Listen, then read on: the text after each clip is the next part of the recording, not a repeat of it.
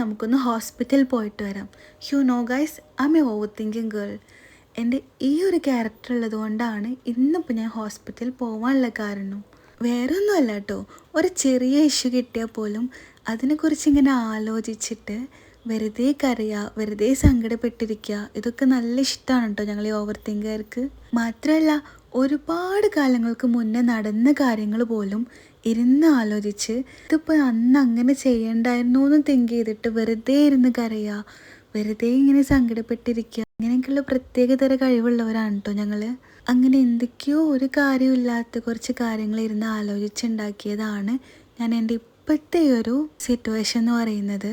Doctor motivation കേട്ടപ്പോൾ ഞാനൊരു കാര്യം തീരുമാനിച്ചു, ഇനി എന്തായാലും ഒരു കാര്യത്തിനും ഓവർ തിങ്കിങ് ചെയ്യില്ല എന്നുള്ളത്. പക്ഷെ ആ തീരുമാനത്തിന് കാറ് കയറുന്നവരെ ആയുസ്സുണ്ടായുള്ളൂ. കാറ് കയറി കുറച്ച് പോന്നപ്പോൾ തന്നെ ഞാൻ വീണ്ടും തുടങ്ങി. ഗൈസ്, നിങ്ങൾ എന്നെ പോലെ ഓവർ തിങ്കിങ് ചെയ്യുന്നവരാണെന്നുണ്ടെങ്കിൽ നിങ്ങൾ മാക്സിമം ബിസി ആയിട്ടിരിക്കാൻ നോക്കുക. നമ്മൾ ഫ്രീ ആയിട്ടിരിക്കുമ്പോഴാണ് നമുക്ക് ഇങ്ങനെയൊക്കെ ഓരോന്ന് ചിന്തിക്കാൻ തോന്നുന്നതെന്നാണ് എനിക്ക് തോന്നിയിട്ടുള്ള കാര്യം. സോ മാക്സിമം ലൈഫ് ബിസി ആക്കാൻ നോക്കുക. അതുപോലെ തന്നെ ഫ്യൂച്ചറിനെ കുറിച്ചൊന്നും ഒരുപാട് ചിന്തിക്കേണ്ട. കഴിഞ്ഞു പോയ പാസ്റ്റായിട്ടുള്ള കാര്യങ്ങൾ അത് കഴിഞ്ഞു പോയതാണ് എന്നുള്ളത് തന്നെ നമ്മൾ അക്സെപ്റ്റ് ചെയ്യുക. വീണ്ടും അതിനെക്കുറിച്ച് ആലോചിക്കാണ്ടിരിക്കുക.